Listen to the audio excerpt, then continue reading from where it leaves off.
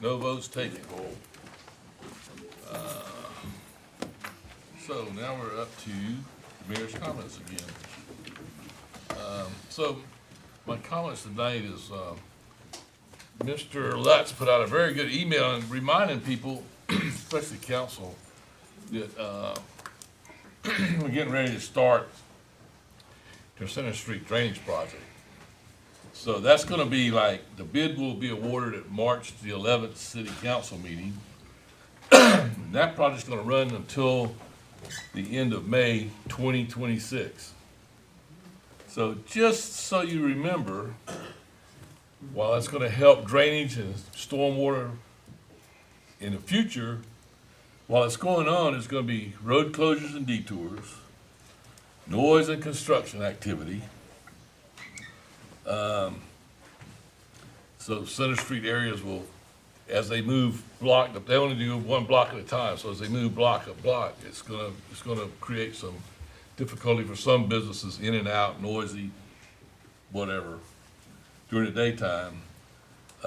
Potential disruption of utilities on Center Street. And some other things is, it's gonna create some maybe loss of festival time until they can figure out something else and figure out what we can do somewhere else. But it's gonna create traffic disruptions that we're gonna have to put up with as citizens to get a good project. So everybody starting in, I don't know, when you think they'll start, April?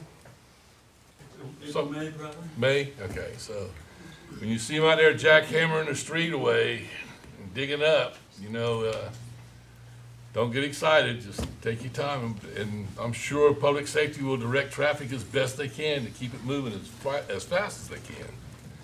And they're gonna start on the bridge end first, right? I understand. So they'll start at the bridge and work their way toward the ocean. All right. So there's an award that I do too, that I don't do it, the city does it. I get to hand it out sometimes. And it's awarded by vote of the employees. And it's the employee of the year, so the employees are picking who they think is the employee of the year. They pick the employee of the quarter, and those people in the running, plus anybody else could be added to that list that the employees want to nominate. And then it goes through a very scrupulous scrubbing with Mr. Anderson Sills, the HR guy. Did he leave or is he still here? He's back there in the back. You can tell by the look of him, he's very particular and very trustworthy, I think. But he is. So it is really a pleasure for me to be able to present this every year. I think we missed a year during COVID or something, didn't we? But you know, it's beyond whatever you get as a prize, or a little bit of cash money, or a parking place, or you know, whatever it is. It's just the bragging rights that you get to say this. And the person this year, I was really surprised that the person that won it this year has a very in-closet, non-action, physically non-action, but mentally very distressing job that people that interact with this person really don't know who he is, but they love him most of the time for the outcomes that he helps them with. So, JC.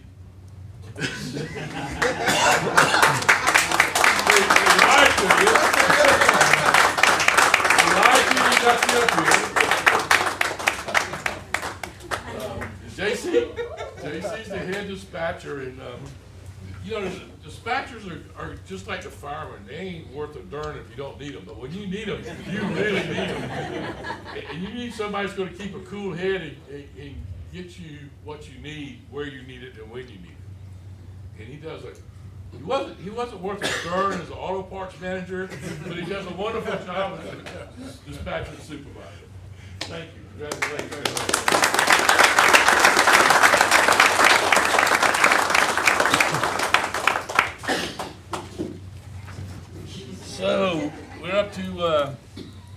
staff reports, and all of those are Mr. Pope tonight, so we have that. Starting off with the 2025 non-franchise awards. Traditionally, we do these in the fall to start on January 1st, and we missed that last year while we were caught up in our STR review. So we've extended all of last year's non-franchise business permits, that's the yoga lessons and the surf lessons, until the March city council meeting. And we've put the form online, we've advertised it, we've been notifying people, so anyone who's interested in giving yoga lessons, surf lessons, or any other type of business activity on the beach is welcome to apply. I believe we're closing that on February 19th. So you have until February 19th. The form is online. And we'll be asking you guys to review those at the March city council meeting. And part of that meeting, at least one vendor was given kind of operating waivers last year to have more students than are allowed by ordinance. So if you guys want to continue that for one or more vendors, you'll have to do that at that meeting too. Does not carry over automatically from year to year. Any questions on the non-franchise businesses? Next up, just to give you guys, I know you've got that budget meeting schedule that we handed out during the work session, and that's kind of intense. But we are going to ask you to squeeze one extra special work session date in March to go to the franchise, back to the franchise discussion. We've got 8 or 9 open items for our chair and umbrella franchise review. That also kind of fell to the side during the STR review. And as we come up on the summer, we want to try to get those, as many items as we can locked down for this operating year, and then to go in effect next year when we award those 5-year contracts. So stay tuned for an email to try to squeeze somewhere in that schedule one more special work day for franchises.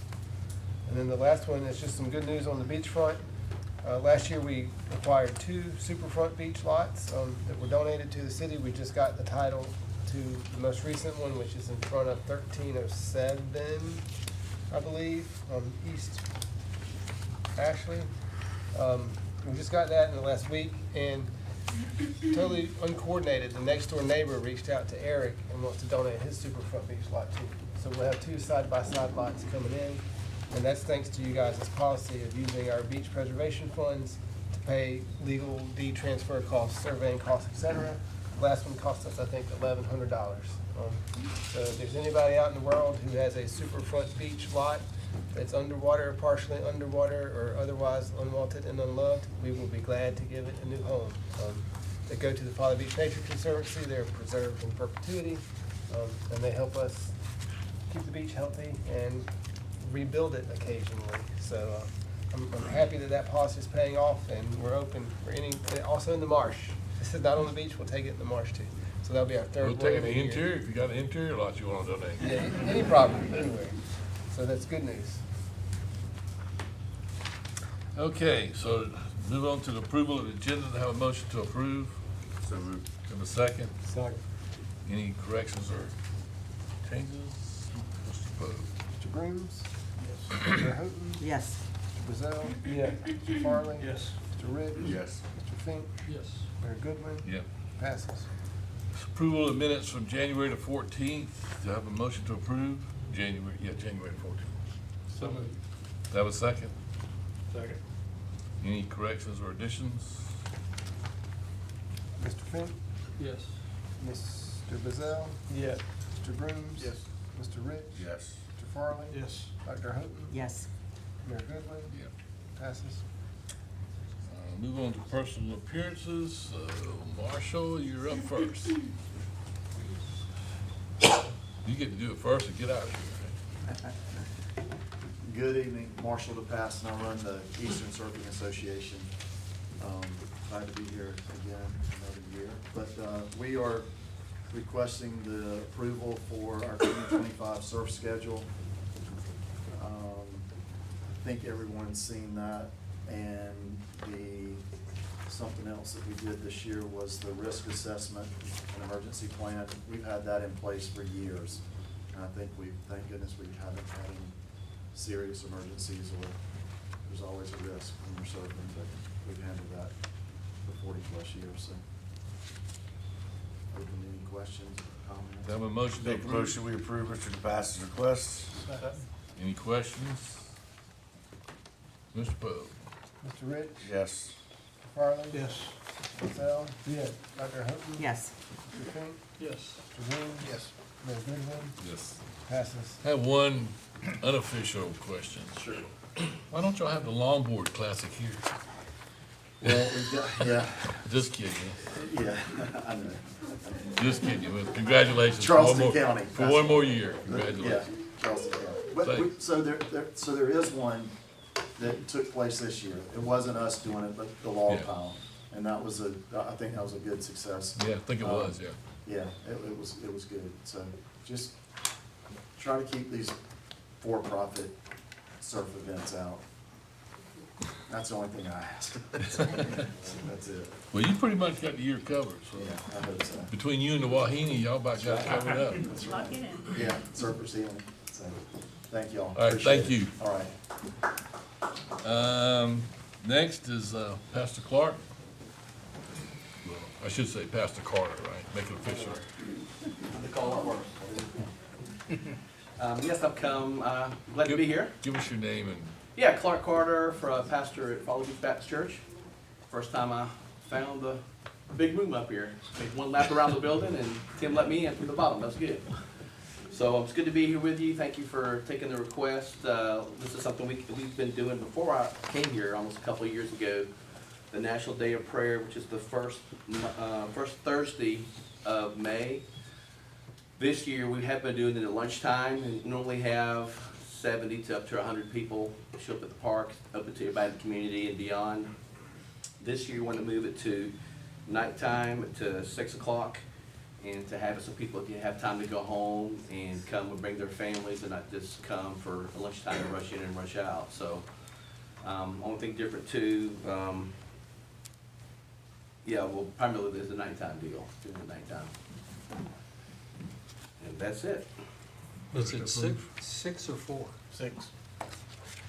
Start setting up at 4, give us plenty of time to set up, put a few banners up like we did, and take them all down after it's over. Motion to approve? Second. any questions or comments? Mr. Pope? Farley? Yes. Mr. Fink? Yes. Mr. Green? Yes. Mr. Rich? Yes. Mr. Gazelle? Yes. Dr. Houghton? Yes. Mayor Goodwin? Passes. Thank you, sir. Thank you. So, Ashby, the troublemaker. Oh yeah, always causing trouble in these. You can take one and pass them down. I know it's DJ's favorite thing to get handed every year. All right, Ashby Gale, owner of Charleston Fossil Adventures, back for the 6th annual Easter Egg Hunt happening this year with approval from y'all on April 12th from 11 to 12:30. It's going to be down at Folly Beach County Park, doing pretty much a carbon copy of the event that we did last year. Same number of attendees, up to 300 max. We do have approval and have paid the event fee with the county park. So they know the drill. We're relatively self-sufficient. We've got our plots of sand roped off. Biggest addition this year is just that we're going to have a PA system so that the announcements are a little easier to hear at the other end of the football field, essentially. For those that are new or don't know, we rope off plots of sand, hide a bunch of fossils in there that are local to the low country for the kids to find. It's a kids-only event, but of course are fully adult supervised. We've checked the tide cycles. We're good there on both tide height and tide time for our areas of sand that are needed. And everything is prepaid and relatively smooth check-in process. Is it a free event? So the first 4 years started off as free, but with us now paying to be out there, paying for event rental, we have it as $25 a person, but you have my contact info on the bottom of that page. If you and your child want to get in, I'd be more than happy to get y'all a spot. That's graph. What? That's graph. Yeah. Is this a nonprofit event? Are you a nonprofit? We are not a nonprofit, no, Not a nonprofit. we're a for-profit. So you're charging for people to participate, to cover your expenses for having to do what you do in the beach, Correct. but it's through an LLC, it's not through a nonprofit. No, our company is not a nonprofit. Okay. How many kids do you expect to participate? So if all 300 tickets sell, you're probably looking at anywhere from 100 to 150 kids. Last year, with it being the first time it was paid, we sold about 200 tickets or so. So we had about 100 kids spread out amongst the different plots. They're broken down into age groups, so 4 to 6, 7 to 11, and 12 to 13, so we keep the different ages safe. Once the 4 to 6-year-olds get like a minute or two, like looking and picking up stuff on top of the sand, an adult is allowed to go in and accompany them for the searching for the rest of their time. What's the cost to enroll a kid in this? $25. And your expenses? Our expenses are roughly around $3,500 because we're buying, we have donated fossil material that a private collector has given us for this event, but we're spending about $600 to $1,000 in megalodon teeth for the event. So you're doing this as a for-profit company, but you're losing money on this event because it's just an important thing to have in the community. Yeah. Right? I think that's what they're geared towards. Right. And you have other entities that are involved? So we're working with the nonprofit, the Charleston Center for Paleontology. They came out last year. We're trying to get the Charleston Museum every year. It's tight to get in on their schedule, but we're in contact with Matt Gibson, who's the curator there. If there was a parent that had a hard time paying, would you work with them to try to accommodate their child? So we're reaching out into the community to have sponsored positions for our lower income families this year. Very good, thanks. Point of process, do we have a motion to approve? Motion to approve. Second. Okay, just to open up discussion that we've already had. Yeah, but y'all jumped right in here, so I wasn't gonna stop him. He was doing a good job. So really, you're approving him to do what he's already been approved to do at the county park.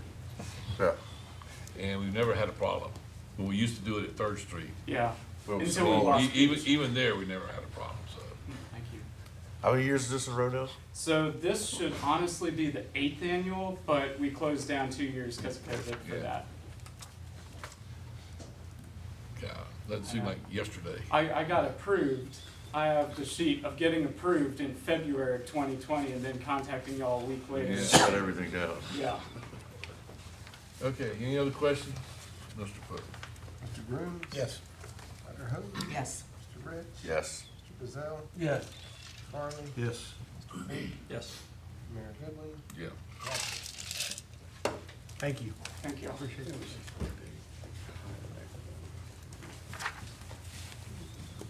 Thank you. Yeah. Holes all over the place. So, Dr. Elko, you're up next. Uh-oh. Good evening, Nicole Elko, speaking to you as the director of the Folly Beach Wahine Classic. I am a Folly Beach resident and live at 403 East Huron. So this is the Folly Beach Wahine Classic 23rd year. We're a nonprofit organization with a mission of empowering women and girls of all ages and abilities through a weekend of camaraderie and surf and fun. And this the event has already been approved, so we're just looking for 2 requests. One that I come to every year for, which is an approval to purchase parking passes for the washout for our competitors. I think it's $130 at the $10 rate, but ask you to please honor them for both Saturday and Sunday. And then the second request is to allow vendors outside of the commercial district. So we have, sponsors that sell T-shirts and swag and stuff on the beach. Motion to approve. Second. Vendor question. What kind of vendor? So everyone, we don't sell food on the beach, we give away all the food, so it's like surf shops, it's Play Salty, surf apparel is mostly what is out there. Is it on the beach itself, or is it up on from the parking area It is above on the beach, so pavilions? it's all, just like the tents are all lined up, and so some of them are sponsor tents. Most of the sponsors don't sell, like, McKevlin's doesn't bring stuff out and sell it, but some of the sponsors are bringing out some. Have y'all done this before with vendors on the beach itself? We have. Yes. I don't remember that. Nicole, you're not selling any food on the beach? We give away food to the competitors and their families. Are they using advertised logo tents for their business? Yes, so like Bohemian Bowl comes out, sets up their tent, gives out free sandwiches, stuff like that. It's a great weekend, y'all should come out and join us.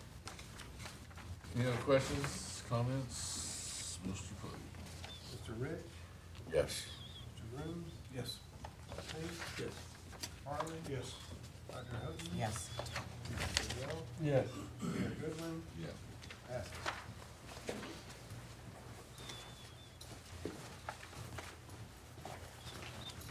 Okay, so we have one other, I don't wanna butcher your name, Colin? Colin, well, Colin I got, but I was trying to get your last name. Yes, sir.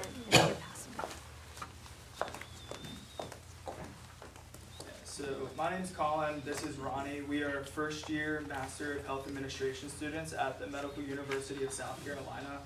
For our project management course that we are taking this semester, we are required to partner with a non-for-profit organization in Charleston and essentially facilitate a large-scale fundraising event. For our event, in front of you, you have our risk assessment plan, and at the top, it gives you a little bit of detail regarding our event. But this will take place on March 22nd is a date that we have been approved to hold this race.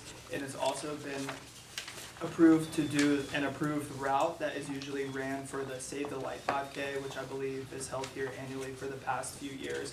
It'll start on East Arctic Avenue, so right out there. Our non-for-profit is the McConnell Foundation. So this is a non-for-profit that basically raises funds for pediatric cancer research. The facilitator or the owner of the non-for-profit, her son had glioblastoma when he was 8 years old, and thankfully he received treatment from one of the physicians at John Jenkins, the Children's Hospital downtown. So she was inspired to create this non-for-profit for him. We've decided to partner with them and basically do this 5K run to raise funds for this organization. A motion to approve, So moved. have a second? Second. Any questions or comments? I have a question about your signage and banners along the race route. Yes, sir. So we will not have any signage or banners in regards to vendors that we have. We're not working with any vendors, but we intend on having like the lawn posters with the two like metal stakes in it. And along the race, we would like to do like a story of like survivor stories essentially. So we've been given a list of children from their parents, and we plan to just have their photos in a small like blurb along the way. So it wouldn't be advertising anything. It'll just be telling a story. Have you discussed this? Yes, sir. I take it that's who you got approval from so far as the event committee? Yes, yes. Y'all are good with everything? It's pretty standard? Yeah, I mean, there was some concern just because of the dates, because we do have a lot going on, specifically that day. What's that But- day? CNCN, right? Or no, that's March. No, that's March, Yeah, yeah. that was why, because we had some conflicts, but, so this one should be Okay. No conflict. fine. No, this should be good. Do you have a plan for post-race trash pickup? Yes, sir. We will have our volunteers come and pick up trash. Okay, after the race, because a Yeah, lot 15 to of cups 30 and water bottles and volunteers. things. Do you have water stations along the way and stuff too? We intend on that. We, as a team, there's 6 of us on our team, and we're gonna walk. Once we receive approval from you all, we were gonna walk the route and decide, how many we would need. I'm assuming is that something we would communicate with the event. And how about restrooms? We would probably consider renting porta potties as well. You'll need some at the start. Okay. That or at 12? Thank you. Okay. Maybe halfway, and Halfway. then in the beginning. Time is it? halfway, yeah. Time is 11 a.m. End time 7 a.m. beginning 11 a.m. breakdown. Yes, and the race will begin at 8 a.m., but we did 7 a.m. for setup time. And also delivering the bibs and all of that when they come for pre-registration. So you're gonna do packet pickup the day out? We're wanting to, only for them if they can't come the day prior. We're trying to set it up at MUSC where we go to school in our lobby, but if they can't come the day prior, we're gonna do it the day of at 6:30, 7 o'clock. Any other questions? Mr. Brazil, Yeah. Dr. Houghton, Yes. Mr. Farley, Yes. Mr. Fink, Yes. Mr. Brooms, Mr. Rich, Yes. Mayor Goodwin, Yeah, passes. thank you. Thank you.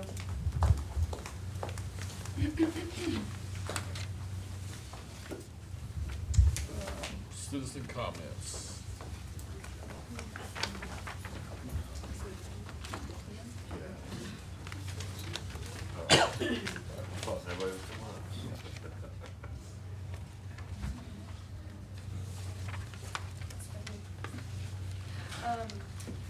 Good evening, Mayor Goodwin and members of the City Council. My name is Brooke Blosser. I am the Land, Water, and Wildlife Project Manager at the Coastal Conservation League located at 131 Spring Street. Thank you for the opportunity to provide comment today on Ordinance 031-24 relating to the creation of a 25-foot setback from the perpetual easement line for seawalls and a 5-foot setback line for revetments. The city of Folly Beach is enjoyed by beachgoers across South Carolina and beyond, myself included. As such, the city should make every effort to ensure that its public resource is enjoyable for generations to come. The state of South Carolina has charged the city of Folly Beach with managing its beachfront and thus is responsible for protecting this asset from unwise development. The construction of hard erosion control structures, such as seawalls and revetments, has proven to increase beachfront erosion. When done so too close to the perpetual easement line, not only do these structures destroy the public beach, but they threaten the future of Folly to receive federal assistance from the Army Corps of Engineers for renourishment projects. The ordinance discussed here today is a common sense solution that would result in better outcomes for Folly Beach's most valuable resource, its beachgoers and its property owners. Periodic beach renourishment projects by the Army Corps of Engineers help to prolong the life of the beach, increase the area for public enjoyment, and build upon the naturally occurring dune system. These renourishment projects are an investment in the future of Folly Beach. And these hard erosion control structures too close to the perpetual easement line can put this investment at risk. We encourage you tonight, the City of Folly Beach Council, to approve Ordinance 031-24. Thank you very much. Thank you. Any other citizen comments? Okay, moving right along. Hold on. Oh, I didn't see you. Paula Stubblefield, 1661 East Ashley. I just wanted to go over a couple things we talked about in Planning Commission. Jenna had given you hopefully a copy of the seawall ordinance and a proposed recommendation to split it out. So it looks like a huge change, but what it has done is have A, B, C, so that seawalls and revetments would be one section, and then berms, riprap, and bulkheads would be a section within the same ordinance, but just for clarity. So it looks like a big change, but bulkheads, that section, no change at all in the wording of it. And the seawall section, the only change was the proposed change that originally came before Planning Commission. And then on the gravel issue, we had a landscape architect who came and suggested some language for the gravel. Instead of giving a very specific number size of gravel, that we could use language washed and graded gravel, and that would mean homeowners have a lot more choices of what they want to use instead of being limited to those two things. And that if it's washed and graded, it will not compact and become impervious. So it should, using that language should let people use all kinds of gravel and not create an issue with water not running through it. And that was all. Thanks. All right. So, we're not gonna let you talk, she just talked for you. More on gravel. And I'm in, who am I? Julie Hensley, I'm a landscape architect and 29-year resident of the city of Folly Beach. I work here on Folly and throughout Charleston County. I was encouraged to learn that members of City Council and the Planning Commission have been working to amend the new gravel ordinance, which has been causing permitting issues and added expense for many people, but the proposed amendments fall short. It is very difficult for me to tell clients with a straight face that gravel, which is more pervious than dirt, is not considered pervious by the city unless they use it in a specific manner or in a specific place. Or that they may need to make their house smaller if they want a gravel driveway or a gravel fire pit. It is disappointing that the city is making the use of gravel punitive. Encouraging the use of more costly, less permeable materials such as pervious pavers of concrete undermines the progress the city is making towards being a more resilient city. Even more disappointing is the attempt to dictate the type and size of gravel that can be used for a driveway. Why are the city council members concerning themselves with the minutia of residential driveway and landscape aesthetics? Although the revised ordinance wording that is recommended includes wash-graded gravel, it still seems like the type of detailed language that you would see in a residential HOA guideline attempting to create cookie-cutter uniformity. People move to Folly and choose it as their home to have the freedom to make design choices on their properties. This is not Kiowa Island or Daniel Island, this is Folly, and we don't have a residential design review board. These proposed amendments do not belong in a municipal zoning code. Just a few more quick points. With the exception of compactable aggregates such as ROC, defining gravel as both pervious and impervious seems legally fraught and confusing to someone who is trying to understand the ordinance. I do think requiring borders isn't a terrible idea, but you should also consider that driveways are forced to be large by the parking ordinance, which does not allow for vehicular stacking, and every car that can't be stacked needs an extra 200 square feet of parking space on the property. Also, according to the proposed ordinance, you can only have 15 feet of your driveway as gravel, and the rest of it would need to count counting as impervious, and then, as pervious. And the rest of your driveway, if it was bigger than 15 feet, would be counted as impervious. That would only serve a one-bedroom house, period, because you couldn't park a car behind it. So that only works for a one-bedroom house. So anyone who has more than one bedroom would have to count all the rest of their gravel driveway towards their lot cover. Also, gravel landscape features such as paths and patios or gravel mulch. They are pervious, inflammable, resilient materials that should be allowed without counting towards lot cover. Very few, if any, short-term rentals are now being built since the cap, so I don't understand the need to control gravel driveways and large parking areas if this isn't. Okay. What? Time's up. Yeah. I didn't know how many times. See, he tells me the time's up, so he don't wanna say the time's up. Can I just get to my final point? Please do the right thing. Consider passing proposed ordinance 00824 as originally proposed by Jenna to include gravel in the definition of pervious, and proposed ordinance 00924 to exclude gravel from the impervious definition.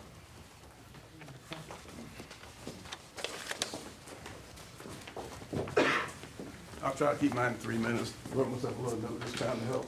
2. Open call for 1208. 2 minutes. East Arctic Avenue, Folly Beach.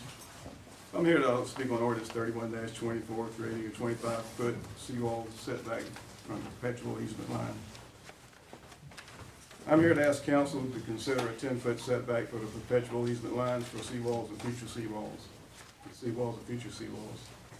I totally understand the property owners should keep their materials that they're required to complete their seawall project, not to encroach on the perpetual line forward or seaward. But that is all. Anything more than that is basically taking away the property owner's property itself. Also, the further landward unprotected owners build back from the owners that are on the perpetual easement line will create more erosion, not less. We have seen this over and over again on properties that are not protected with the seawall next to that property. I know all of you have seen this in the past. The ones that have built ones create major damage to the property that does not have one built next to it. Using the 25-foot set benchmark will create the same erosion in that 25-foot, and create those gullies all the way up to 25 feet. And perpetually, at that point, you're really just taking the person's property. So we need to be careful not to make the adjoining properties as close to what they have now to save the current unprotected properties. And I thank you for your consideration. This is, got a minute and 30 seconds left. You got 20 more seconds. Anybody else? Yeah, I'm James Lacy. I'm a resident here of Folly and also a beachfront property owner. When I heard about the 25-foot setback, I contacted some city officials, and they basically said that the problem was rocks were on the beach. And by the way, I already have a wall on my property on the beach. So this is not personal to me unless we get the really big one, in which case we've all got problems there. But so a simple solution would seem like it would be to define, if you have a property owner whose rocks fall on the beach, define who's responsible for getting them up. Is it the property owner, I would guess. I don't think a 25-foot setback is necessary to do that. The 25-foot setback, I'm already required to, or a beachfront property owner is required to protect their property in the Beach Management Act of 2018. But now I say a person is not allowed to build a wall to protect it. I'll still be responsible, and once again use me, to maintain it, to clean it up. I've still got to pay taxes on it. And in fact, I think in the new beach management plan, there's an additional tax being considered for beachfront properties. There's the issue of who's going to re-nourish it when it washes out, and eventually we will get the big one, and it will wash out. And there's also the liability issue. This 25 feet, if you're going to the beach, I have a minute and 22 seconds left. If you're going to the beach and it's high tide after some of this sand washes away, and you see 25 feet back here that's open, where are you going to go? And who's liable then if a dog bites somebody or da-da-da? So I think there's many unanswered questions. One of the big ones for me is, like I said, personally I may not be an issue here unless we get the big one, is personal property rights. I'm a staunch defender of personal property rights, and you know, to me this comes dangerously close to eminent domain. And you know, the method for obtaining public land for private use, private land for public use, by the way, it is the eminent domain deal there. But so I hope you'll consider this. I got a nice note from Mr. Rich saying that I appreciated the comments and would you guys would consider this. So hope you will. Anyone else? Any questions?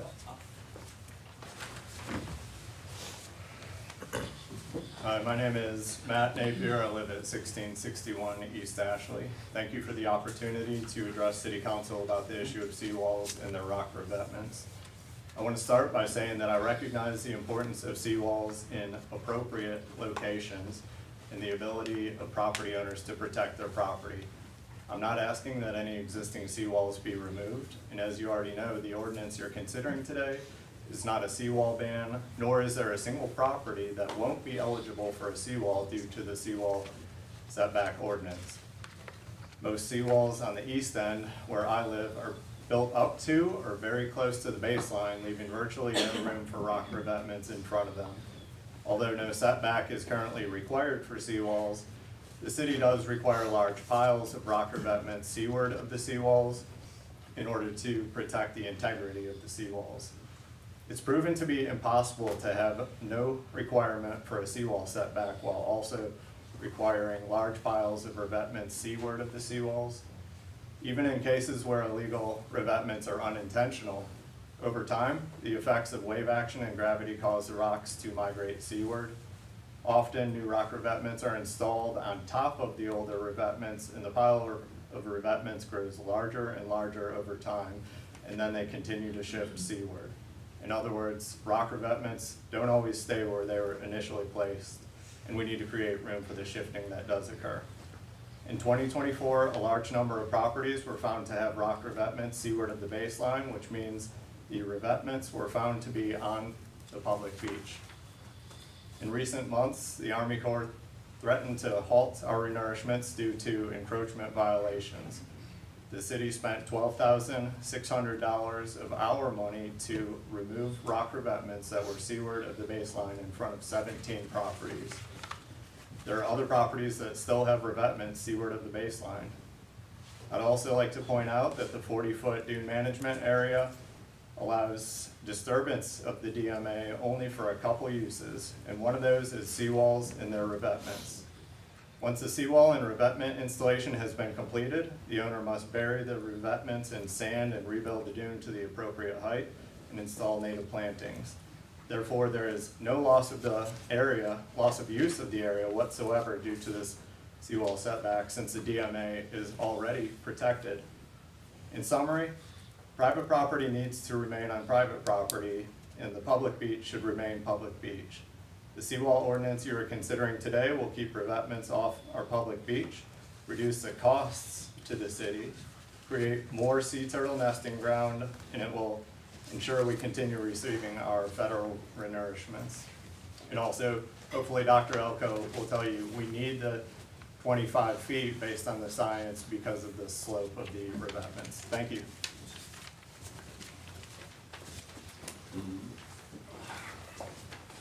Mr. Mayor, Council, my name is Jerry Blackwood. I'm with Charleston Dock and Wall. I've probably built 95% of the walls out here. Everything that's been built has been straightforward, permitted, legal. When we're done with the construction, we get an as-built done. It shows everything, where everything's behind the baseline. We all understand the need of walls on Folly Beach. We can't stop the erosion. Everybody says walls create the erosion. When you have 300 foot of sand on the front beach, which wall on the beach created that erosion? None of them, because they're 300 foot inland. Now, I've heard many times that OCRM saying that they're gonna stop the renourishment due to encroachments and all that. The only letter that was given was back in 2013 and 2014. There was two properties, 1697 and 1699B, East Ashley. They were taken care of. Army Corps was fine and dandy. In 2024, an individual decided to police the beach. There was some encroachments. The encroachments were there, they were visible, they were taken care of. Army Corps was happy, everything's fine. The 25-foot setback doesn't make a bit of sense for a hard wall. I see a setback for the rock. The rocks are the issues. I can see going back 3, 4 feet, 5 feet. I'll accept that, but the wooden wall should not have to be 25 feet behind that. Why can't the wooden wall be right behind the 5 foot? Or actually, when you put the slope to it, it's going to be 8 foot behind. We can't control Mother Nature. You can't control the erosion. It's private property. The city's already agreed on private property. They've already charged homeowners to fill in the voids created from the erosion behind the baseline. So you've already admitted it's private property. Everybody's saying that it's a good way to get it by, it's a good way to get more public beach, is to take from the private owners. And to me, that's not fair, it's not right. Everybody out here, at the end of the day, you're still neighbors. They pay a lot of money for this property, you didn't pay for it, you didn't pay for it, I didn't pay for it. They paid for it, whoever's a beachfront owner. I just don't understand how, yes, something needs to be done, like I said. 25 foot, I don't understand that. There's no common knowledge of why it should be done. When that scours out, like you said earlier, one of the gentlemen said it's going to scour back to that 25 feet. Who pays for that? If the homeowner still owns it, he's got to pay for it. Somebody goes in there when the high tide comes in, Oh, look, there's a spot over here, let's go in this little hole and party. They fall down, get hurt, who's liable? There's a lawsuit right there pending. I just want council to be able to think of the homeowners, they're your neighbors. And like I said, I do everything I could possibly do by the city, by the state. Just let them have their property. Thank you.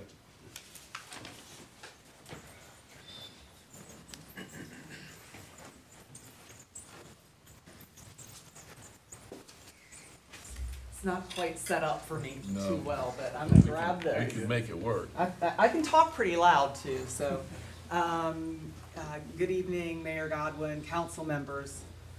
My name is Amy Armstrong, and I live at 130 Weston Road in Pawleys Island, South Carolina. So I'm not a local resident, but I'm here for the South Carolina Environmental Law Project. We are a public interest environmental law organization. We've worked with the city a number of times on issues from seismic testing to some of the super beachfront lot issues.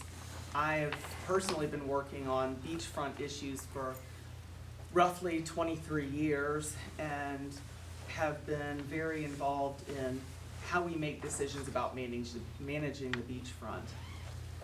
And I want to say the city of Folly Beach has taken a lot of important leadership on beachfront management issues.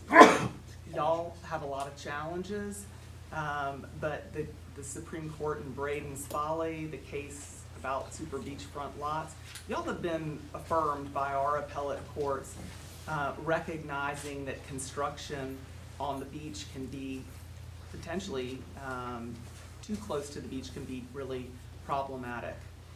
And really echoing what our Supreme Court has said is also the Corps of Engineers that has said repeatedly that if we are allowing construction too close to the perpetual easement line, it's putting at risk federal funding for renourishment.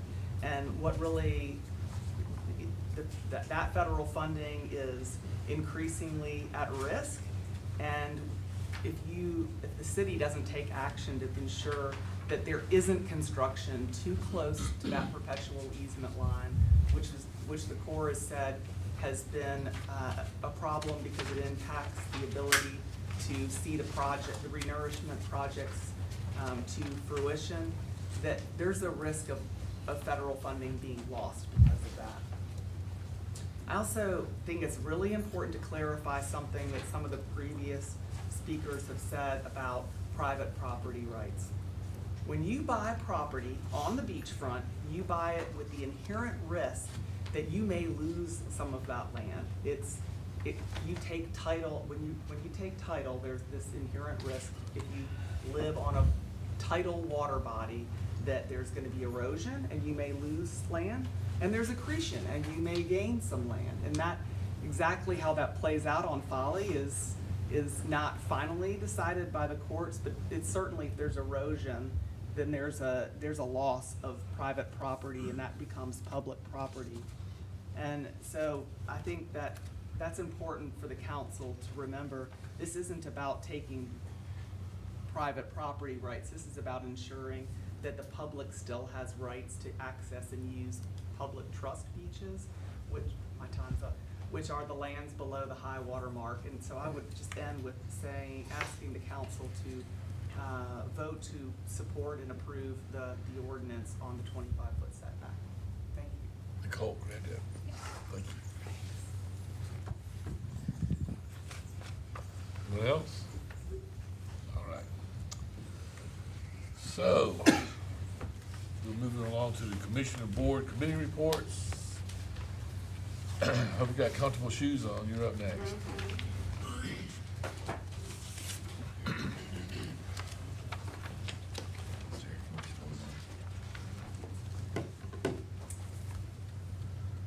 Alrighty. So I'm gonna start with ordinance 29 before you, which is the gravel ordinance that we've been talking about for a while. And just to give a little bit of history for everybody to catch us up to where we are. This originally, as part of some technical amendments back in May or June, I had introduced something about gravel to make it impervious, and the planning commission at that time recommended approval, and then council had reservations, so we've been having conversations since then to work on issues such as the scatter and right-of-way.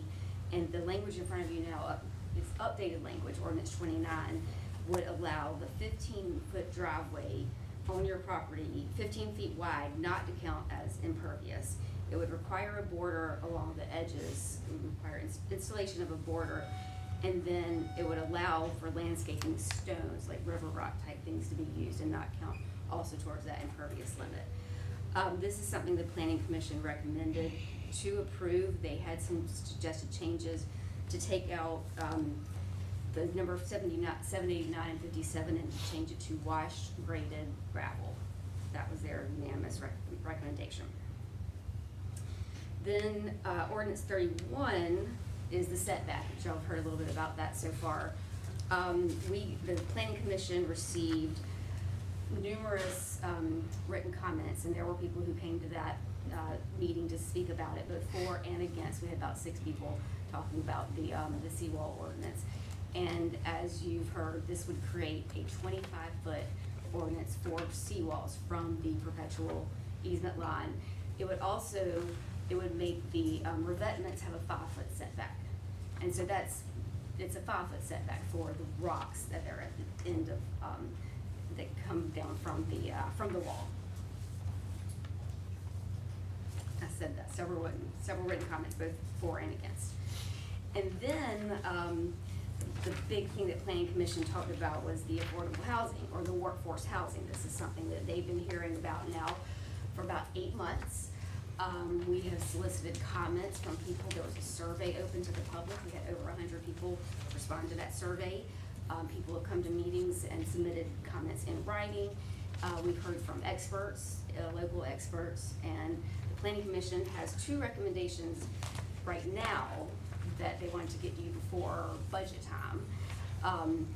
One was there's, y'all know, a current stipend, a public safety housing stipend, and the suggestion of the Planning Commission was to expand that stipend, both in the amount per person that one person can get, to increase the total amount so that you're not taking away spots if you increase the amount, and also to extend this to anyone who works for the city of Folly Beach full-time under the 120% of the area median income. And that area median income number is used by the federal government, is used for other types of Section 8 housing, which is not what we're talking about here, but using that area median income at 120%, it was their recommendation of who should be allowed to get that stipend. That's one recommendation. The second recommendation they had was to explore the Lease to Locals program. This is something, it is a national program that started in other resort towns that have kind of the same problems we do with, we don't have any land, but we have really steep increasing costs for renters. And it is a financial incentive to the homeowner to turn their property from a short-term rental to a long-term rental, or from a vacation home to a long-term rental. And then there's also a complimentary program that the Commission didn't get into the details of this, but it would, if you already have a long-term rental, it would also allow those folks, the homeowners, to benefit from the program. The third recommendation would be exploring increasing ADUs, accessory dwelling units. And the Planning Commission has not come up with a specific recommendation for that. They would like to talk about it more and what that means. Does it just mean for new construction, or for duplexes that are built and the owner lives in one side and offers long-term rental on the other? They're still working on that one, but for the first 2 recommendations, we wanted to get to you before budget time. So, any questions? And the Lease to Locals is primarily driven by the desire to increase the supply of long-term. Yes, so even if we open up the public safety housing stipend to other people, yes, supply is one of the big problems. So we don't have these long-term rentals just sitting there empty or available for people. And so that is what that program would address, the supply on that. Jenna, do we have a rough dollar amount of what it would cost to increase the stipends for people? I know you only know based on those that apply for them, but what would be a ROM or a worst case estimate of what it would cost? Depends on how many you go up to. So. Depends on how many you increase it to and how much you increase the stipend to. She couldn't Yeah, have I that. don't know how much, what you will want to do how much the amount would be, but I can tell you that if you look at, this is on our website, the employee salaries, and if you draw a line at where 120% of the AMI is, I think everyone but 4 people in the city are under that number. So it would be potentially a lot of people. Or you could say, we're only gonna offer 20. So, I mean, Right, we that all- dollar that's- amount goes, depends on where y'all fall out in the budget, if you do it or don't do it. And what the rules are, and how many you will give. And the current rules for public safety right now are, it's a different amount for if you live on Folly and James Island, and those are the physical locations, and they didn't want to, the planning commission did not suggest changing that. I have a question about the 25-foot setback in the seawall ordinance. Was there any discussion at the planning commission or any public hearing comments about the size of the setback, excuse me, and that area in between, like as far as who's responsible, who's gonna be filling that in if you're setting your seawall back? It appears like Public Beach, people brought up good points tonight, like liability, fill-ins when it comes to renourishment, technically that's private property. Was there any discussion about, I'm a big fan of keeping things simple. Was there any talk about just keeping this simple and saying something like, all of your revetments have to be at least 5 foot from the PL. The homeowner is 100% responsible for any encroachment into this area. Was there any thought or hearings about that part, like just keeping it as simple as possible and avoiding all these other potential issues? Well, if you go in the dune management area and you build a wall, you gotta cover it. And then, right now in the dune management area, you can't do anything with the property anyway. So you build your wall to protect whatever's behind that, you cover it up with sand, and it's just like your yard never left. I knew the dune management area, a lot of what was said tonight, you can toss out, because I think some people are like, the dune management area is a big one, it's not taking into the property, that's already there, covering way more than that. With some of these, I'm just trying to picture in my head, is that too much? Could we just just keep it simple, man, and just say that way if it goes over, it's your responsibility, and be done with it? I see what you're saying. I mean, it really doesn't matter a whole lot. So what the when Corps you're is actually in practicality. looking for is to get back away from the PEL. So you're not having to manage whether 5 rocks fall over today or 10 rocks fall over tomorrow. That's one thing they're looking for. So if you moved the wall back, time you build a revetment slope, you're not talking about getting away from the PEL a whole lot. Right, I got you, okay. That was my only thought, because I like to keep things simple. Has there been any conversation about assisting homeowners as far as the potentially, the extra costs they would have as far as how this is gonna affect them? Is the city looking at that? So we have flagged that issue as part of the discussion. In 2018, prior to that renourishment, we had similar conversations with the Corps, which basically said, City of Folly Beach, you must raise these lots behind the line. And at that time, City Council passed a rule saying that private property owners had to fill prior to renourishment. So they kind of sat in a vacuum, and then this setback came up, and we know that it interacts, but we haven't solved how to fix the interaction. The fill requirements are triggered immediately prior to a renourishment, so there's no imminent requirement to enforce that fill ordinance on folks. So if the seawall setback passes, I think staff's recommendation is that we immediately address the potential future problem of requiring people to fill that eroded area, whether or not we'll pursue easements or we'll volunteer that the city pays for it. I don't know what the answer is, but we know that those two ordinances kind of hopefully, we've got between 5 and 12 years before we renourishment again. But we do know it's a conflict, but we don't have a solution. I'd shared earlier 2 questions I had about it, and one was, could we accomplish our same goals by making the setback less? And you thought the answer to that was 25 was the minimum to achieve what we wanted to achieve, and that was the recommendation from our experts and advisors. This is the recommendation from the dune management plan, and it's to your point, to allow for that slope that you have to add the rocks, and that gives, and I'm gonna tag in Nicole for this, Dr. Elko, for more specific answers. But You thought you were just here for the Wahine.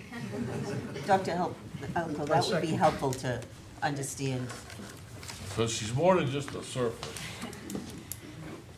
So Nicole Elko Coastal Consulting, author of the Dune Management Plan. So the engineering guidance, civil engineering guidance published in numerous areas, most notably the Coastal Engineering Manual of the Army Corps of Engineers recommends a minimum of a 1:2 ratio of a wall to the amount of slope that's required. So it's been cited here a couple of times. If you have a 10-foot wall, then you need 20 linear feet of riprap to accommodate that wall, right? That's, and then the additional 5 feet that we're recommending is to allow for any sloughing of rocks and keeping away from the line. So that's the rationale for the distance.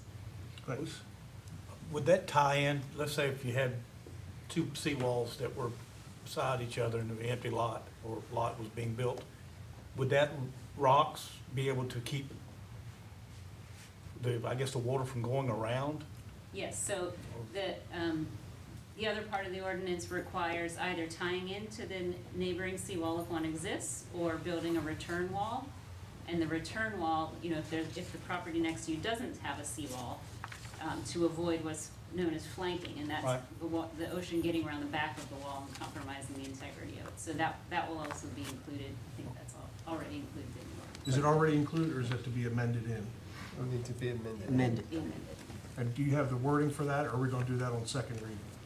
Can we do it as a concept for this one and have the direct wording for you next time? That was my second Yeah. question, the connectivity.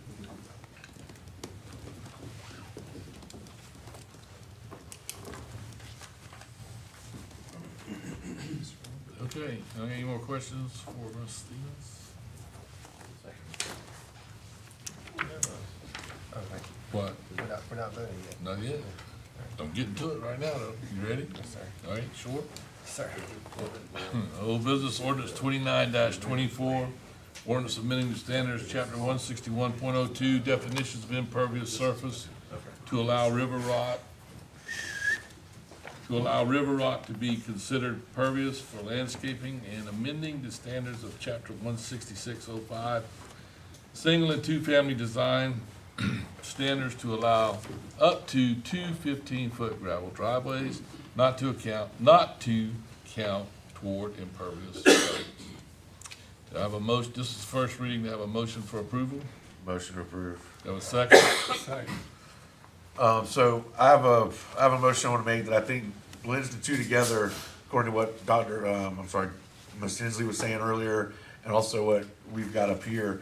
Kind of blends the previous one and this one together in a better form. But I make a motion that under 161.02 definitions, we strike the word gravel. Under 166.05-03, number 4, letter C, number 4, we strike consisting of 57 and 789 granite.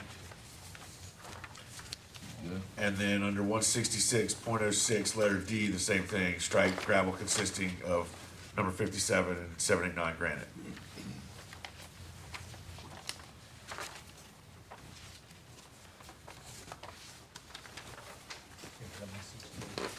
Second. What this does is now that we're eliminating the compacted ROC underneath, gravel is pervious. And like Joe said, we really don't, it's people's property, put whatever gravel they wanna walk on, as long as they don't have the compacted ROC underneath it to make it flood out their neighbors. I'm perfectly fine with it, and it kind of blends the one previous one and this one together, and gives people, that opportunity, and it keeps the, keeps the apron area, the buffers that Mr. Farley was onto, the borders, the landscaping borders and all that. So I think it kind of blends the two together in a good way moving forward. Hopefully we've addressed all the concerns. Have a second for the motion? Chris seconded. Sorry. I wouldn't have gone off without it. Any other It's an amendment. comments? It's an amendment. Amendment. We'll vote on the amendment. Yeah. Okay. And just to make sure that I captured it, we would strike gravel from 161.02, the definition of Mhm. impervious surface. in Basically wherever it specifies a type. So we take gravel out of the definition, and then the next two are the same thing, the two types, 57 and 789 granite. All right, gotcha. That'll make it work. Any other comments on the amendment? On the amendment. Dr. Houghton? Yes. Mr. Bazell? Yes. Mr. Farley? No. Mr. Fink? Yes. Mr. Grooms? Yes. Mr. Rich? Yes. Mayor Goodwin? Yes. Amendment passes. Back to the original. I'd like to offer an amendment. Oh, okay. I'd like to offer amendment that, we talked about the aprons and the spread, and apparently that's been you might want to come up, because I'm going to ask you the same questions I asked you earlier.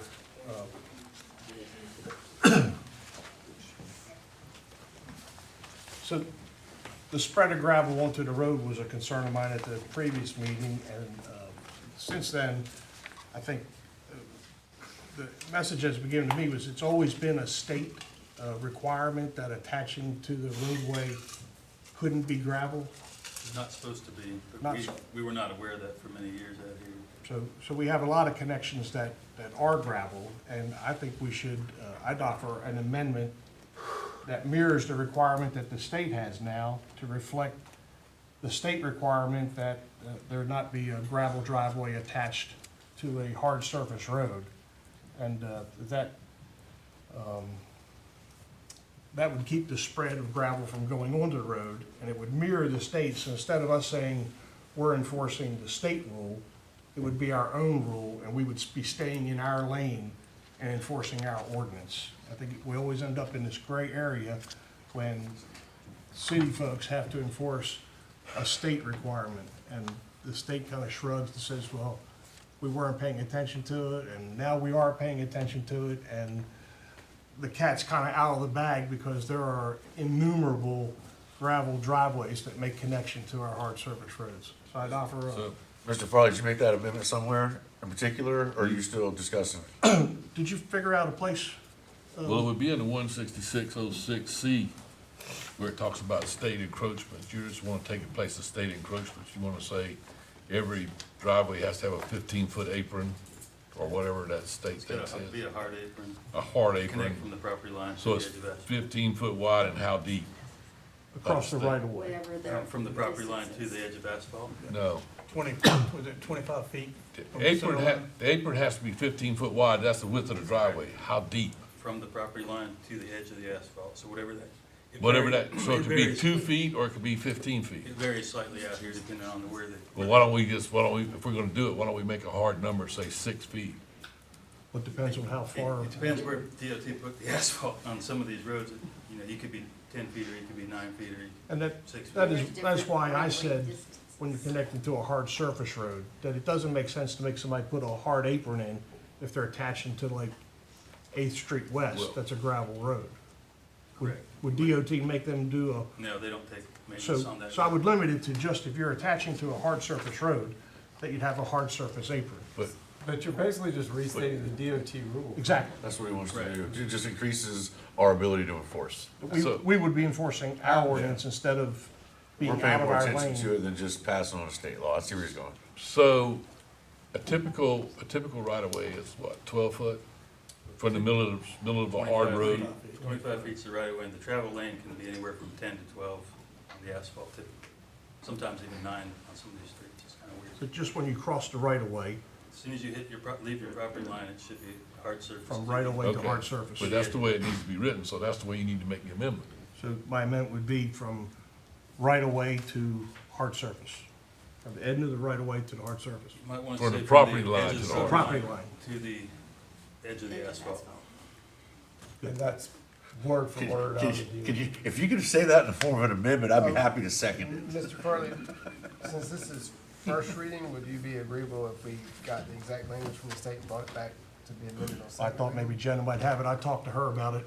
and Can we not just I'm not say- surprising anybody with this. Can we not just say to reflect the DOT whatever, and then you don't have to have the specifics? So I guess I'm missing something as far as if it's a state law, is it necessary to do this? What he's saying is, if it's a local ordinance, it's easier for them to enforce than to say you gotta go to the state, and the state might take whatever time to give you the encroachment permit, or So not they- give you the encroachment permit, whatever they feel like at that time. Okay, From a staff perspective, it would be much better. it would tighten it up, so then it would be basically what you said, to reflect. If we just said something like our ordinance reflects the current DOT standard or whatever, and then you got it, would that be enough, or you want it specific? No, I think what we do is say, From the property motion, line to hard surface. the motion right now, I think the easiest way you can make a motion right now to get a second, and we need to quit discussing it, is to say, you wanna reflect the encroachment language in the DOT for driveway aprons to be included, that language to be included in the second reading as in the, because we don't have it right now to put in here, so. Right. Well, if we just say from property line to hard surface, then we don't have to worry if they change or if they make adjustments, then we gotta come back and change ours. So if we just say from property line to hard surface, I'd be satisfied with that. That would stop the spread. That was Okay. Mr. Lutz's recommendation, so. Property line to hard surface, 15-foot wide. As wide as the drive. Well, that's the width of a driveway. So is that an amendment? That's proposing that amendment. Second. Now, y'all wanna talk about it anymore? I think they've already beat that Not horse. yet. So vote on the amendment to the amendment. No, this is an amendment to the original, this To is the the second original. amendment. The second. Second. Let Mr. So Pope catch I'm up. gonna include that in 166.06-11C. All new driveways constructed in residential zones of the city shall include a hard apron from the property line to any paved surface and obtain an encroachment permit from the curb cut from SCDOT prior to submittal for approval by the city. There you go. I don't have to say it again. That is, that, I wanna see if you can say it again. Okay, Mr. Pope, you ready? so on the amendment, Mr. Grooms? Yes. Mr. Fink? Yes. Mr. Farley? Yes. Mr. Bazell? Yeah. Dr. Houghton? Yes. Mr. Rich? Yes. Mayor Goodwin? Yeah. That amendment passes. Now for another amendment, and that would be 161.02, to remove the wording or other aggregate products. I think just other aggregate products is just so broad. It could be any other aggregate products. And I would, I guess my first amendment would be to remove other aggregate products because of its vagueness. But it's defined with no compactable base, so there's another qualifier there. Let's not talk about the base, this is talking about the, Okay, you so, can use river rock, lava stone. all right, well, before we discuss it, you made your amendment. Does he have a second? Does he have a second? He's dead. Okay.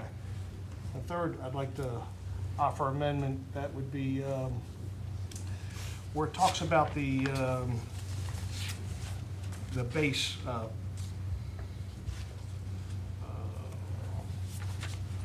Jenna, you know where that is, where the, What, non-compactable base? no, the borders. Oh. That's section D. E, D. B. D as in dog.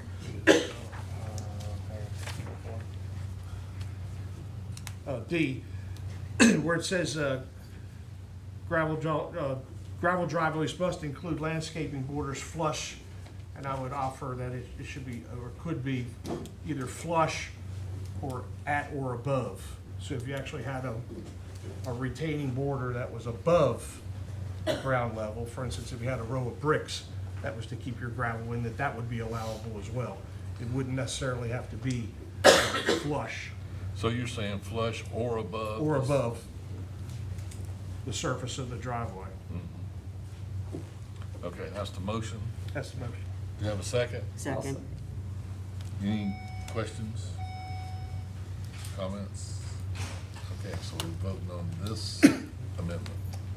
Dr. Houghton? Yes. Mr. Farley? Yes. Mr. Fink? Yes. Mr. Bazell? Yes. Mr. Rich? Where we at? He was adding out. Flush or above to section D. Retaining, yes. Mr. Grooms? Yes. Mayor Goodwin?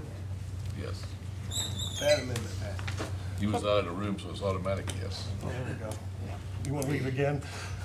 Okay, sorry, man. So my other question would be, as far, I've seen before where we've approved driveways that had the retaining section, they've used like the plastic edging to hold that stuff in, and then after it's run over a couple times, it's pretty much non-existent and the spread continues.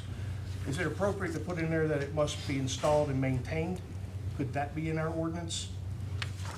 Can be, that's y'all's I decision, just, yes. you know, it's not that I'm trying to start an HOA or have specific rules, but I look around and I can see plenty of violations that have occurred on this island regarding rules in the past. And I know it's all in the details of what we write, or otherwise there will be abuses. Gravel, for instance, has been impervious for years, I guess, even before I was on there, yet it's not unusual to ride around and see mass parking lots spread, driveways spread, that's nothing but gravel, even though they weren't approved or they, you know, supposed to be impervious, they have spread more than the 15-foot driveways that are, or what was allowed. So I think it's. So you're right back to the same spot? So I think, yeah, so what I'm asking is it appropriate to put in there that the landscaping border must not only be installed, but also be maintained? I think that's reasonable. We have that same language of fences and other aspects of property value. So I'd offer an amendment that would say it has to be installed at or above, but also must be maintained. That's my amendment. There's a second. I'll second it. Any discussion or question about it? All right, on amendment number 27. All right. Mr. Bazell? Yeah. Mr. Houghton? No. Sorry, Dr. Houghton. I'm sorry. Mr. Farley? Yes. Mr. Fink? Yes. Mr. Grooms? Yes. Mr. Rich? Sure. Mayor Goodwin? Yeah. That amendment passes. Back to the original. I had one more. It concerns me when people build things that are not built as recorded or whatever, and it seems to me that we have taught people to go ahead and just do what you want to do and then come back and ask for forgiveness, and then we approve something or give leeway for something that would never have been approved in the past. And I think at some point in time, we need to consider putting some language in there that says if you do something beyond what was approved, that removal of that offensive material would have to be done before you could submit another plan or before you remediate. And then people would realize that there's a lot at stake to go beyond what the scope of your project was. I don't know if that goes in this ordinance, or that goes somewhere else, or that goes towards just our practice and our policy. Do you have thoughts on We that? have that authority now, and we do that regularly. Do that regularly. If someone puts something in beyond what they're allowed to by code, we ask them to remove it. Because, again, I see a lot of violations that occur, and I usually end up calling Mr. Lutz up. And some of them have been fairly recent, and it ends up being, well, we weren't really paying attention to that when that happened, so now we just kind of, we put up with it and we eat it. And I think we should strictly adhere to the rules, and I won't make an amendment on that. I think I've got my point across. That might go somewhere else. So I can address this one. We already have that authority and we exercise it. And unfortunately, well, speak very carefully. The ones that are allowed to remain are the ones that have come and approached city council for permission to allow to remain. Staff cannot grant folks permission to keep something. So we always move to enforce removal, and folks always have the option to come before council and make their case. And in the situation where council decides to let something continue, staff has no authority to overrule that. So we will continue to diligently route folks to city council for special exceptions, but we can't grant them, and we also cannot prevent city council from granting them. I'll send you some examples. Well, and I was gonna say, in some of these examples, I know because I've seen them, some, right in the back parking lot. Some of these examples are parking lot. some of these examples of gravel going straight to the paved surface, I hate to say this, was the city's fault because they poured non-pervious concrete and we told them they had to tear it up in the past, and we didn't say you couldn't go to the hard surface, so you gotta put it in a gravel driveway. So they did a gravel driveway, they threw the gravel down, graded it out, there you go. Which is why we made the amendment that will stop that. Yeah. Um, So, Sorry. so, you know, some way as we ride around and see it, some of them is, you know, have to say is, it belongs to us, the city, because that was what we did. We said, you can't put concrete there. Well, what can we put? Well, you can put gravel there, so they jackhammered out the concrete and, poured gravel. We're still on driveway, right? I think there's just a few things about this process, and the first thing is I do think staff has the authority to execute whatever we determine. The second thing is I honestly do believe that the citizens need to have a certain amount of flexibility with what they need to be doing. So if we can strike a balance, which I think we did, I think that's reasonable. But if it's not working, then come back to us, and then we put more teeth in an ordinance across the board, not just this potential violation, other violations. Okay. So we're back to the original ordinance 2904, 24. As amended. Mr. Fink, Yes. Mr. Brazil, Yes. Mr. Rich, Yes. Dr. Houghton, Yes. Mr. Farley, No. Mr. Grooms, Yes. Who Mayor hurt you? Goodwin. Yeah. Who hurt you? Passes as amended. Huh? Bill, who hurt you, man? What's your Passes beef for first. driveways?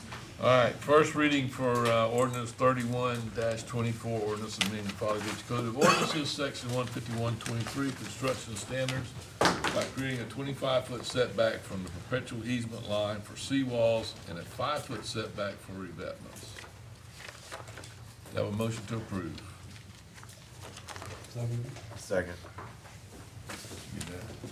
I mean, just to reiterate, I think most of our questions were answered earlier. Motion. Anybody? We're gonna work on the amendment for connectivity at the second reading, Yeah, I think it'd probably be easier to put it in and get it the right words. the connectivity of the seawalls at the next meeting. Yeah, we'll have something specific for that at the next meeting, yeah. That was the planning commission's recommendation of it. Okay. So the tie-ins will be next meeting. Separate the bulk, yeah. Yeah, and we'd like to ask also that the planning commission's recommendation to tease out all the language. Seawalls and bulkheads are mentioned together in almost every sentence in chapter 151. So on the floor tonight, it'd be very tedious, I think, to separate every sentence. If you guys would let us come back at second reading with an amendment to separate all the seawall regulations into one part and all the bulkhead into another. So, yeah, and what it is for everybody, they get used, those terms get used back and forth, and seawalls is the ocean side, and revetments and bulkheads is the marsh side. So it's two different places. And that's one reason why they want to separate it. So I think we come back next time and do that. So, they're good? Okay. So, any other comments or questions? Mr. Pope? Mr. Gazelle, Yes. Dr. Houghton. Yes. Mr. Farley. Yes. Mr. Fink, Yes. Mr. Groom. Yes. Mr. Rich. Yep. Mayor Goodwin. Yeah. Passes first. Okay, ordinance.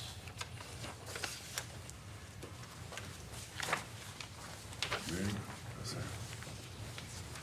001-25, ordinance updating references to the South Carolina Department of Health and Environmental Control, formerly DHEC, to reflect the reorganization of the department to create the South Carolina Department of Environmental Services and the South Carolina Department of Public Health.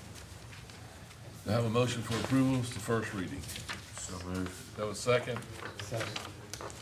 And this was second. Second. You second. I'm sorry. Second. This is Oh, second. excuse me. Second reading, I'm sorry. Y'all did it last time. Yeah, yeah, we did. I looked at the date wrong. Any other questions, comments? Have at it. Dr. Houghton. Yes. Mr. Grooms. Yes. Mr. Rich. Yes. Mr. Brazell. Yes. Mr. Farley. Yes. Fink? Yes. Mayor Goodwin? Yeah. Passes second. Okay, we're moving on to new business, and that would be the first thing on the new business is a proclamation, the 2025 Women in Construction, National Association of Women in Construction, and the Palmetto chapter of South Carolina, number 385, has distinguished itself for 7 years as the voice of women in construction in Folly Beach and the surrounding area. Whereas the work done by Palmetto chapters 385 has benefited Folly Beach throughout the community development and education program, and whereas Palmetto chapter South Carolina 385 has unceasingly promoted the employment and advancement of women in construction and industry, whereas the construction community represented by Palmetto chapter South Carolina 385 has been a driving force in fostering community development through renovation and beautification projects, promotion of skilled trade careers and positive vision of the future. And whereas the Palmetto chapter of South Carolina 385 has sought to achieve successful results for Folly Beach and surrounding areas in a cooperative spirit with other organizations, now therefore it is be proclaimed that I, Mayor Tim Goodwin, do hereby recognize the Palmetto chapter of South Carolina 385 and its many dedicated volunteers for steadfast work on behalf and support of women in construction, and do proudly proclaim the week of March the 2nd, 2 to 8, 2025 as Women in Construction Week, and encourage our citizens to congratulate the organization and its many accomplishments. The next one is the proclamation, and it gets longer. Might not read all of this one. Say it more enthusiastically than you did. Huh? Say it more enthusiastically than you did the last one. I wouldn't say it more enthusiastically, just because it's Heart Health Month, and being a recipient of a lot of heart health things, I will be more enthusiastic. But I'm not gonna read all the whereases and all, but more than 350,000 people experience cardiac arrest outside of the hospital each year. And about 70% happen at home, and only about 1 in 10 survive. That's bad enough to think about. CPR especially is performed immediately and can double or triple a person's chance of survival, and only 46% of people who experience cardiac arrest receive CPR from people nearby while waiting for emergency responders to arrive. There are effective solutions to this problem, awareness and education to cardiac emergency plans. Please get educated for me. I will say all of our guys respond very quickly, which is very good, and they have a lot of equipment. Thank you, public safety. So our chances of making it is a little bit better than the guys on James Island, probably, because we get there quicker. So knowing how to perform CPR properly has encouraged more people to act when faced with cardiac emergencies and to save lives from cardiac arrest outside of a hospital. We must increase the number of people who respond to cardiac arrest by calling 911, delivering high-quality CPR, and using AEDs as soon as it is available. And the American Heart Association has set a goal of doubling the survival rate for cardiac arrest by 2030 by turning bystanders into lifesavers so that everyone everywhere is prepared and empowered to become a vital link in the chain of survival and provide CPR in response to cardiac emergencies. Cardiovascular diseases is the leading cause of death in women, claiming more than all the forms of cancer combined, and yet only 44% of the women recognize that cardiovascular disease is their leading cause of death. And I didn't realize that till this proclamation come around. So thank you very much for that education. I thought it was all us men that fell over with heart attacks. And less than half of the women entering pregnancy in the United States have optimal cardiovascular health. Wow, that's something to think about, right? So in celebration of American Heart Month, we urge every household to join the Nation of Lifesavers, learn CPR, join the Go Red for Women movement to recognize the importance of the ongoing fight against heart disease and stroke. So therefore, I, Tim Goodwin, in recognition of the importance of ongoing fight against heart disease and stroke and the effort to double the survival rate from cardiac arrest, do hereby proclaim February 2025 to be American Heart Month. So in Folly Beach, we urge all residents to show their support for the fight against heart disease by commemorating this month as American Heart Month, by increasing awareness, speaking out about heart disease and learning about heart disease, learning CPR, and by doing that, we can save thousands of lives each year. And I would just like to say, learning CPR is even more productive on the beach than anywhere else as far as helping to save lives, because as people get in trouble, semi-drown or drown on the beach, CPR is a very important aspect when they get pulled up on the shore, most of the time. So learn it as an OEMT, please learn it. As a cardiovascular disease person, learn it. And like I said, our guys, I guess we're all EMTs now, or first responders. Most part, yeah, on the fire side. And then, We got some on the police side as well. yeah, and we got AEDs and AEDs on monitors. cars, and- on public buildings. Yep, all that stuff, Thanks to so, you guys, thank you. so, you know, we're in there. Thank you very much. And thank you to the American Heart Association. So we're up to resolution 4-25, a resolution by Folly Beach City Council awarding an RFP 1-25, Folly Beach Public Safety Replacement Flooring of the second floor to Bonzit Incorporated floor covering in the amount of $42,682. Do I have a motion to approve? So moved. Do I have a second? Second. Any discussion, questions? We did save a little bit by putting it back out, didn't we? Yes, sir, we were in front of you back before the holidays, and it was around 67,000 for LVT floors. And so by rebidding it, we've got it down a lot and going with polished concrete that they really want. And the reason for that? We put it out to bid and we got quite a bit more response this time around. And you're okay with the company? Yes, we have a history with them actually. Perfect. Good history. Good history. So, a lot of history in the public safety. Well, I mean, So we're not gonna make it quite as slick as the floors in Walmart, right? Probably not quite that slick. Well, good, because the reason I say that is I was in there the other day and evidently I had sand on the bottom of my shoe and I went to take a step, and if I hadn't been holding on to the cart, it might have been a disastrous step. Because it's very, I love those floors, but I didn't realize how easy it was to slip on them, so. Damn, that could've Not been a quite heart that attack. pretty.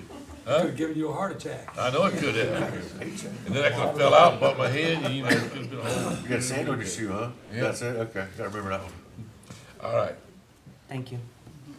Mr. Rich, No. Mr. Grooms, Yes. Mr. Fink, Yes. Mr. Farley, Yes. Dr. Houghton, Yes. Mr. Pizzell, Yes. Mayor Goodwin, Yeah. passes. Need no floor. Did we say we wanted to amend this to include? No, okay. Oh, yes, sir. Okay. We need to add a whereas to also accept the amended fee agreement.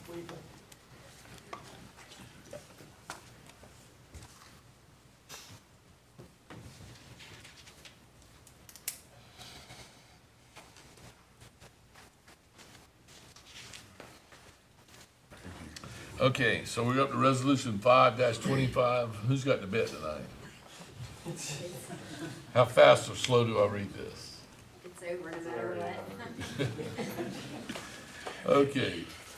A resolution by the Folly Beach City Council conditionally authorizing the administration to execute a settlement agreement between the City of Folly Beach and Airbnb Incorporated. Motion to approve. Second. Okay, so we have to make an amendment to this, to add the bottom whereas to accept amended fee agreement also. Second. Any discussion on the amendment? Okay. On the amendment, Mr. Farley? Yes. Dr. Houghton? Yes. Mr. Frizell? Yes. Mr. Fink? Yes. Mr. Grooms? Yes. Mr. Rich? Yes. Mayor Goodman? Yes. Amendment passes. Back to the original resolution, 25-24. Mr. 5-25. Mr. Grooms? Yes. Mr. Frizell? Yes. Mr. Farley? Yes. Mr. Rich? Yes. Mr. Fink? Yes. Dr. Houghton? Yes. Mayor Goodman? Yeah, Passes as amended. okay. So, who wants to start? You wanna start? Start with Billy. Billy wants to start? Sure, I'll start it, so I'll be as brief as possible. I just want to take a I don't moment. believe that. Yeah, I hope so. Take a moment to celebrate a day that is often filled with love, joy, and kindness, which is Valentine's Day. This day is just not about romantic love. It's a reminder of the connections that we share with one another, friendship, family, and compassion. And in a world that we sometimes fill with negativity, let's choose to spread kindness and love, especially to those who may feel lonely or forgotten. So I urge each and every one of you to reach out to our seniors or visit them, and it can brighten their day and remind them that they are valued members of our community. And today, let's pledge to embrace love in all its forms, to be a source of light for one another, and to show that kindness is the best gift that we can give. So let's celebrate this Valentine's Day by wishing everyone, especially our seniors, a day filled with warmth and affection. And remember, love knows no boundaries, and together we can create a more compassionate neighborhood. So happy Valentine's Day to everybody. Mr. Fink? What he said. There you go.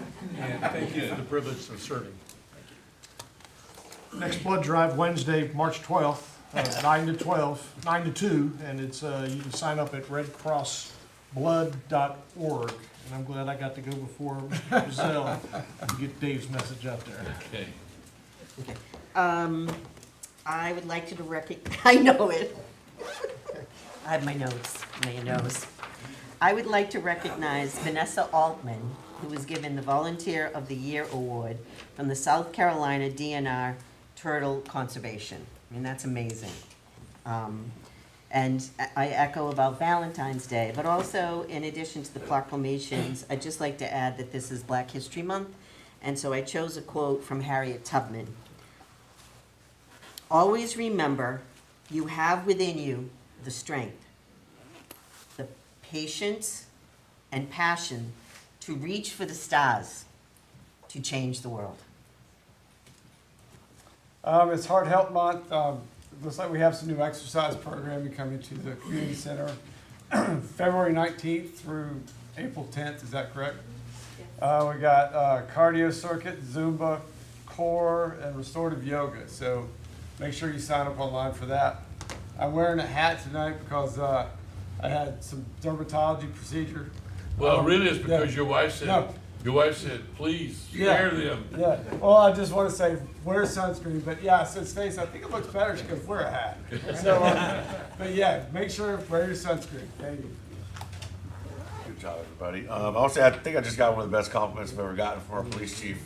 I said no to putting $47,000 for new floors, and he called me Pinnell Clam Jr. Pinnell was an old council member, really don't know, and he taught me, when you're spending people's tax dollars, you're spending other people's money, you always be cautious with it. So I'll take that as a compliment. Thank you. I'm sure it was meant both ways, but I appreciate that. Y'all have a good night. All right.